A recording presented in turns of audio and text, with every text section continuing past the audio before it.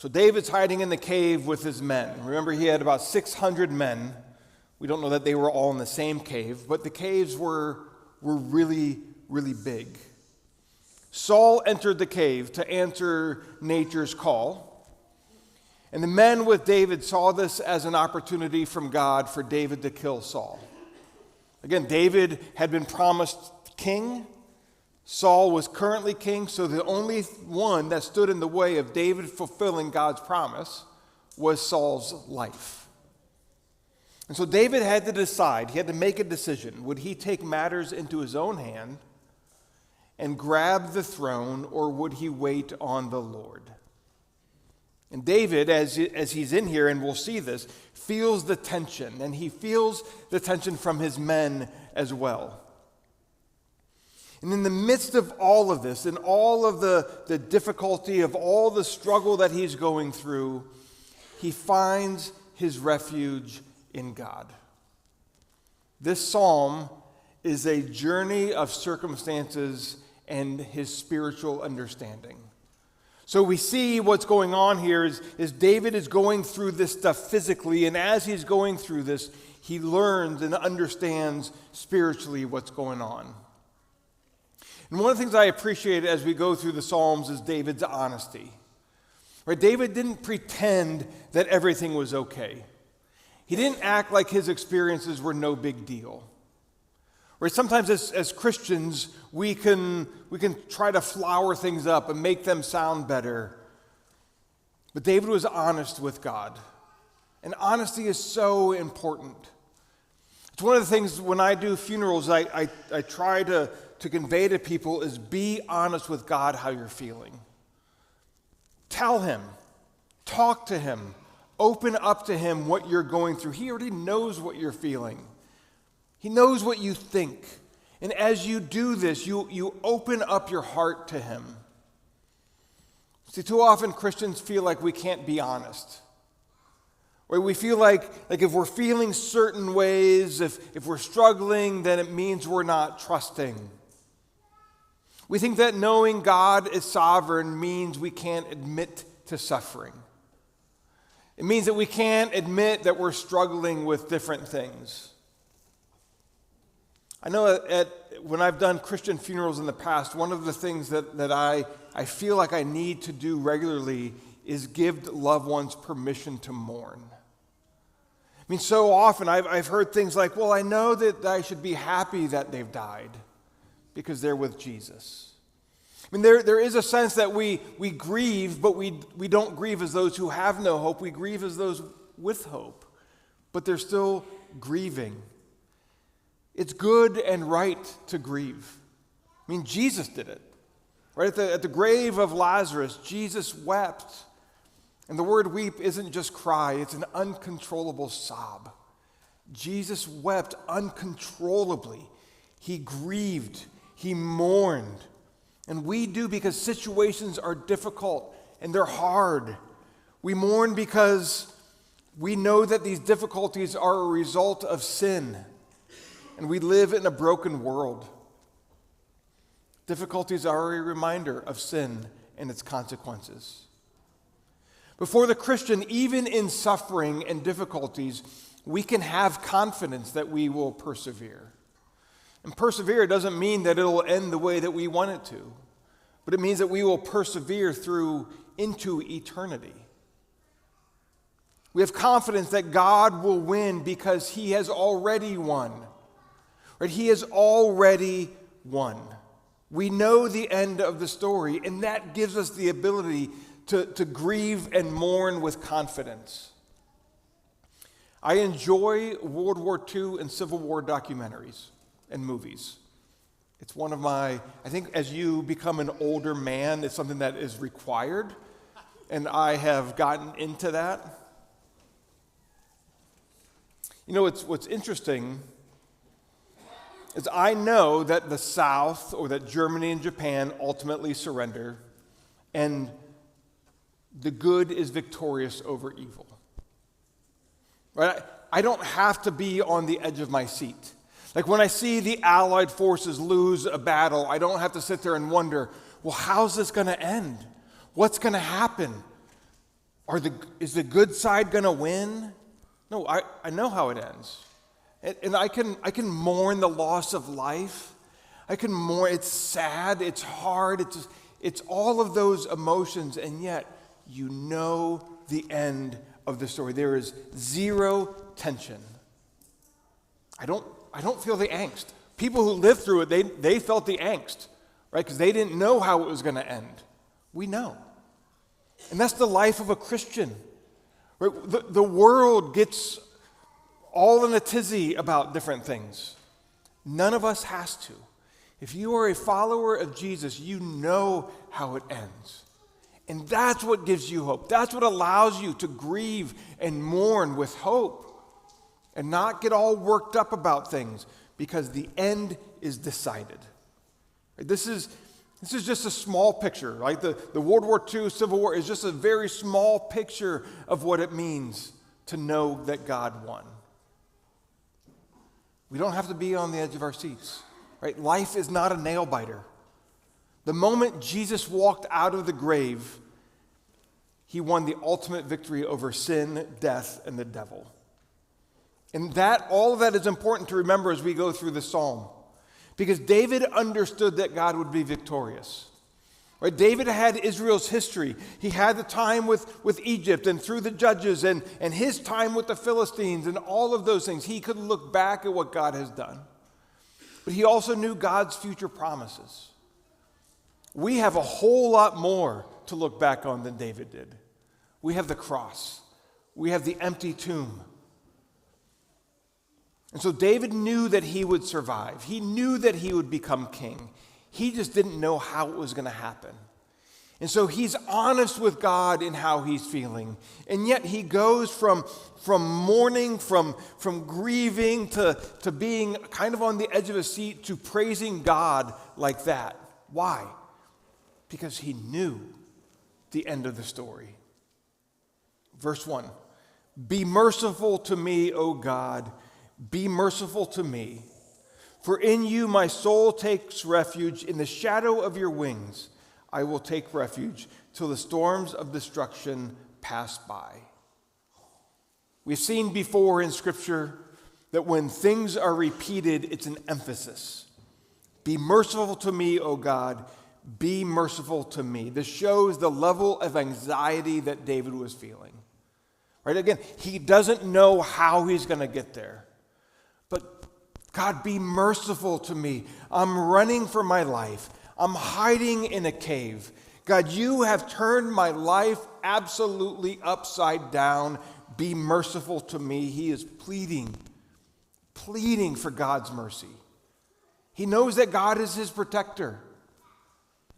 Again, God told him that he would be king. He knew that he would be king, yet he had a responsibility to stay alive, to make the best decisions that he could make, to act in a way that was appropriate. He knew these things, but he also knew that his salvation was not because of the cave. The cave of En-Gedi was not what was keeping David safe. It was God himself.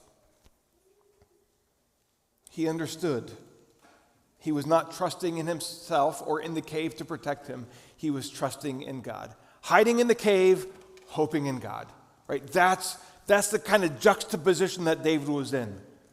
He knows that he has to try to stay alive. He has to run. He has to hide. He has to do those things, but it is ultimately God who protects him. And so David took refuge in God as a young bird takes refuge under its mother's wings.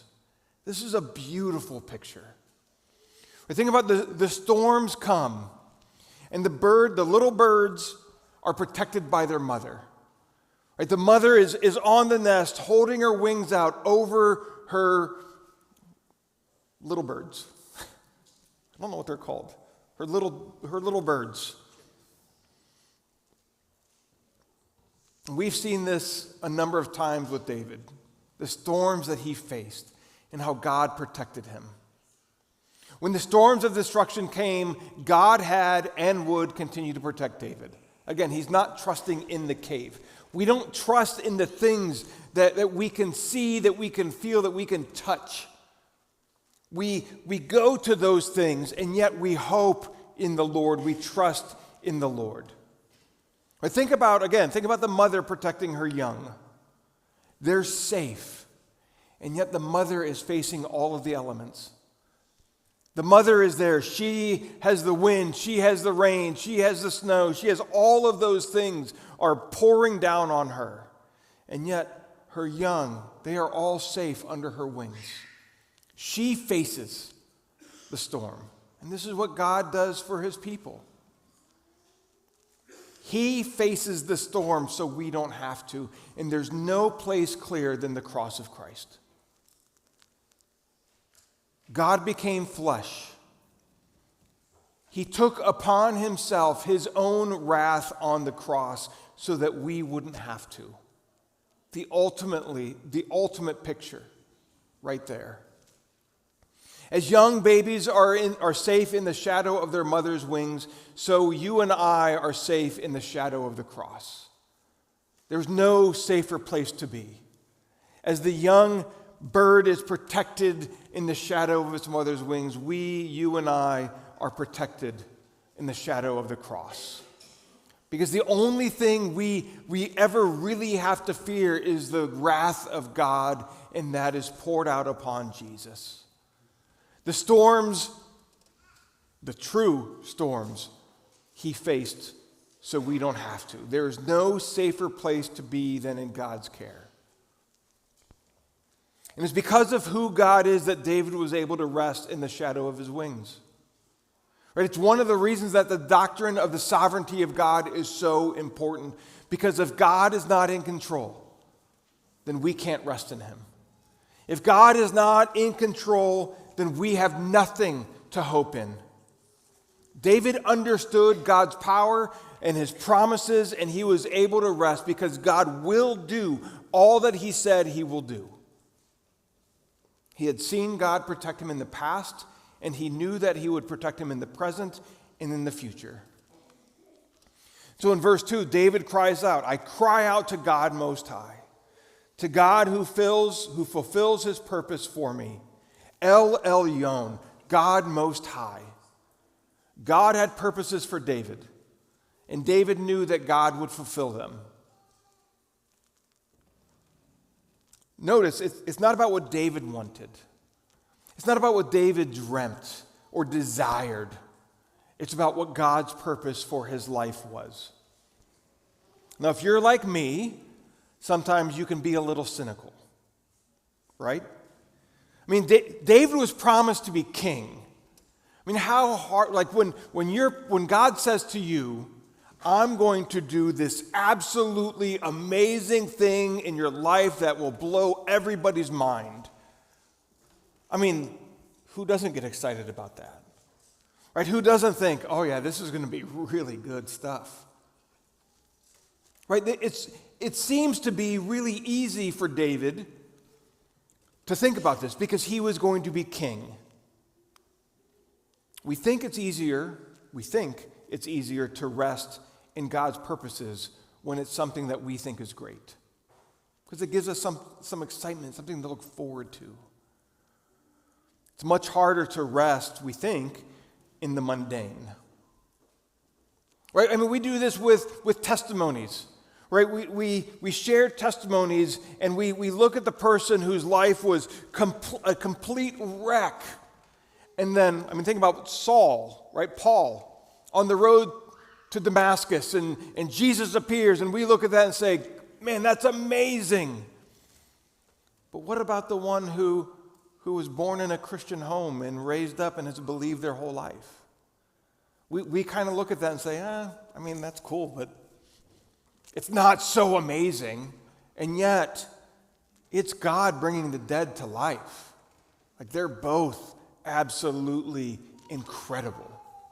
But we look at what is the grand picture, what is the thing that we can look at and just have our minds blown. That's what our hearts are drawn to. God, I want you to do absolutely amazing things in my life. We look at churches that have thousands of people and say, man, they must be doing something right. It's one of the reasons I love Eugene Peterson and A.W. Tozer, who were these amazing men of faith who God used them in incredible ways, and yet their churches were really small. Like, we look at these external things and think, what is God doing? And for David, it was that he would be king. And so we can look at that and say, God, I could trust you if you told me that I was going to be president one day. Like, that would be awesome. So what does this have to do with us? Because I guarantee you, no one in this room is going to become the king of Israel. Like, it will not happen. It's not going to happen. I can, with 100% certainty, I can say with 99.9999, that can go on, certainty, that no one in this room is going to be president of the United States. It could happen, but chances are very, very, very slim. So what does this have to do with us? Live the life that God has called you to live. Glorify Him. My aunt used to say, bloom where you're planted. And that's such a beautiful picture. Right? God is the one who directs you, who leads you, who guides you, who puts you in these situations. How do you live? Do you live your life to bring Him glory? Your obligation is to be faithful where you are. Be faithful where God has placed you. Continue to walk in faith. Rest in Him. Trust in Him, and He will see you through. And He will use you in ways that you will never know. I think one of the coolest things will be when we enter into eternity and see the impact that we've had that we had no idea we had. I also think it might be one of the scariest things. David had been a shepherd. He had been a warrior. He had been a hero. And now he was a nomad living in caves. David was faithful in each stage that he was in. And God was faithful to him. Verse 3. He will send from heaven and save me. He will put to shame him who tramples on me, Selah. God will send out His steadfast love and His faithfulness. David was certain that God would save him. His steadfast love, His hesed love, the covenant love. Like, hesed is one of, if not the most difficult word of the Old Testament to translate. Because there's so many different meanings. It's so broad. Yet, it generally refers in different ways to God's covenant love. He entered into a covenant with David, and David was certain that he would survive. Why? Because God entered into a covenant with him. It's the same thing. We can be certain that we will see Him one day. Why? Because He's entered into a covenant with us through the cross. God will put to shame those who trample on David. Remember last week we talked a lot about God's justice. This is His justice, His righteous vengeance. Selah, lift up or exalt. The focus is on God, not David's benefit, not David's circumstances, but God. David's goal was to lift up God's name and to bring Him praise. Verse 4, my soul is in the midst of lions. I lie down amid fiery beasts, the children of man whose teeth are spears and arrows, whose tongues are like sharp swords. David is in the midst of lions. There's two aspects to this. Where we saw in Psalm 59, which was actually written before Psalm 57, Saul and his men were like wild dogs with swords on their lips. Like they cut with their words. They were seeking somebody to devour. But there's something else going on here because David is in the midst of lions. He's in the cave receiving really bad advice from the men with him. They wanted David to kill Saul, and they were, I would argue, rightfully in their minds thinking that that was what God would have him do.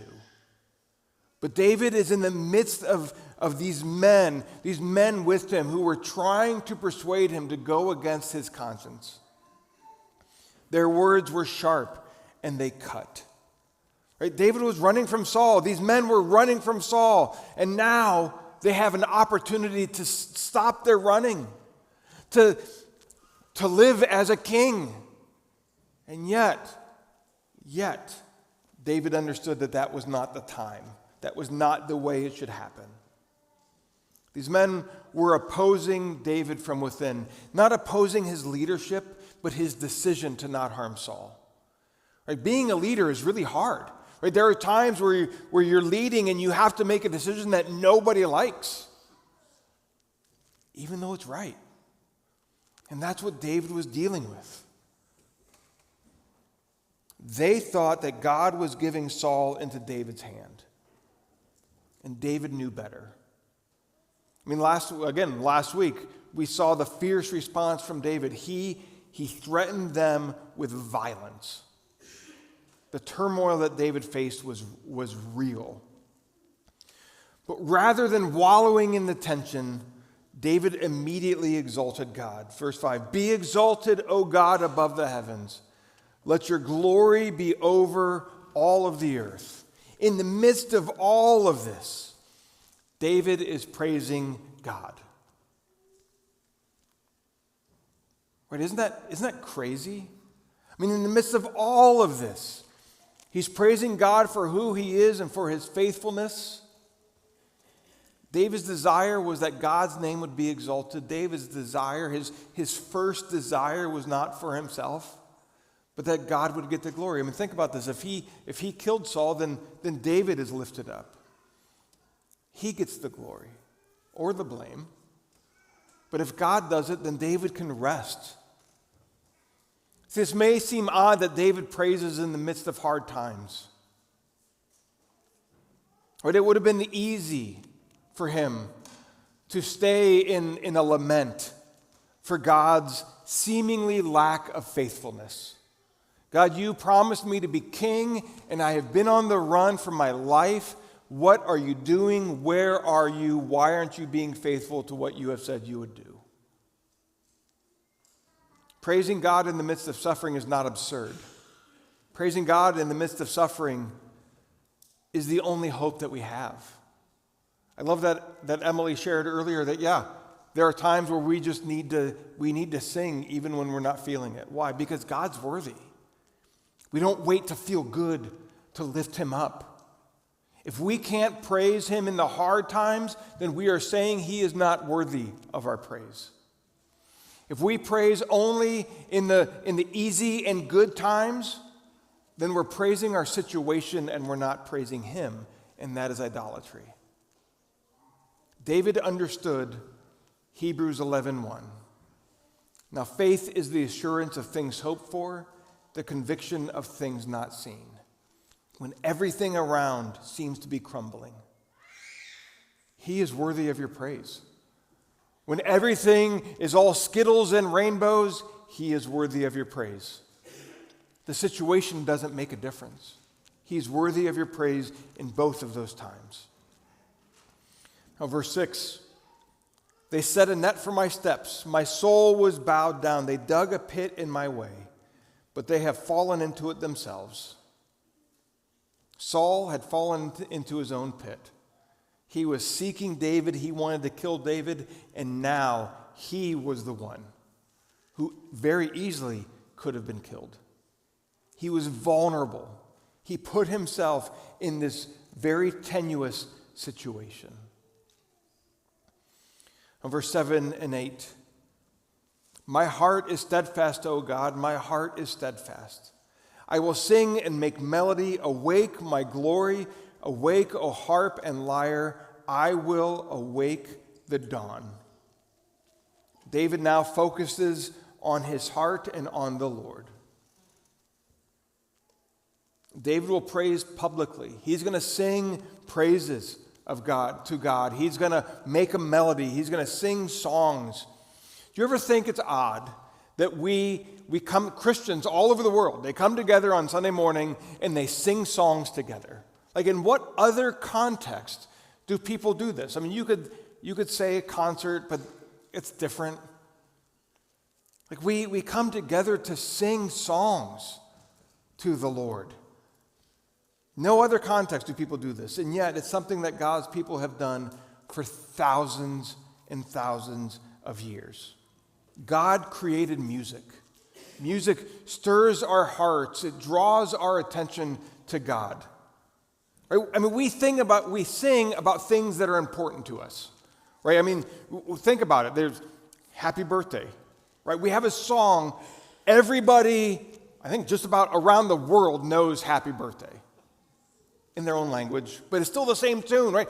We have all these different songs, national anthems or patriotic songs, like difficult times stirs up things in us and it causes us to sing. God created music. I mean, many secular songs sing about eternal things without even knowing it. There's this desire that God has created in each of us to sing. Some of us can't. I would like to. One day I will, after I die. If I did it before then, you all would want to die, so I'm not going to do that.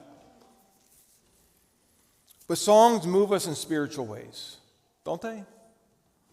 I mean, in Revelation, the angels sing at the throne of God. In Isaiah, the seraphim are above the throne of God singing, holy, holy, holy. Like, even non-humans are singing praises to God. Psalm 96, 11 through 13. Let the heavens be glad and let the earth rejoice. Let the sea roar and all that fills it. Let the fields exult and everything in them. Then all the trees of the forest will sing for joy. I have no idea what this means. But there's a sense of nature proclaims God's majesty in song. Psalm 66, 1 through 4. Shout for joy to God, all the earth. Sing the glory of his name. Give to him glorious praise. Say to God, how awesome are your deeds. So great is your power that your enemies come cringing to you. All the earth worships you and sings praises to you, and they will sing praises to your name. And yet we gather together on Sunday and we sing collectively and not individually. And it's a reminder that we are all part of one body. And I love, even today, we sang an older song. I love singing hymns. Partly because it's a reminder that we are in this together, not just from around the world, but across time. Like somehow song brings us together from saints throughout history, that we will together be singing to God. And so that's why we do it, because God has given it to us. Singing is something that we do not as individuals, not even as a local church. Not even in our time. Right? One day we will be gathered, all of us from throughout history, from all over the world, we will be gathered together to sing praises to the Lord. What an amazing time this will be. And none of us will be out of tune. I really am looking forward to that day. I'm very jealous of those who can sing. Verse 10, for your steadfast love is great to the heavens, your faithfulness to the clouds. Be exalted, O God, above the heavens. Let your glory be over all of the earth. David will give thanks to the Lord among his people. He will sing praises among the nations. Right? David's concern, again, is not just for himself, but for the world to know who God is. And David understood that what God did for him was not simply David's story. When God moves in your life, it's for the world to know. I mean, think about this again with testimonies. It's the things that our testimony are the things that God has done in our lives. It's his work in us. Not what we have done, not what we are worthy of. It's God's work in our hearts. The things that God has done in your life are not for you to keep secret. It's a work that God has done in your life. When you tell the story of your life, who gets the glory? Who are you pointing to? As Paul wrote in 1 Corinthians 1:13, let the one who boasts boast in the Lord. David wanted the world to know who God is, of God's faithfulness and his righteous love. Remember the promise to Abraham, or to Abram, in Genesis 2:3. All of the nations of the earth will be blessed through him. David was proclaiming God's faithfulness to the nations. He was showing that God was going to reconcile all nations to himself. And this verse actually is quoted in Romans 15:9, in which Paul's concern was the unity between the Gentile and the Jewish Christians. There's no division. Like, we're all in this together.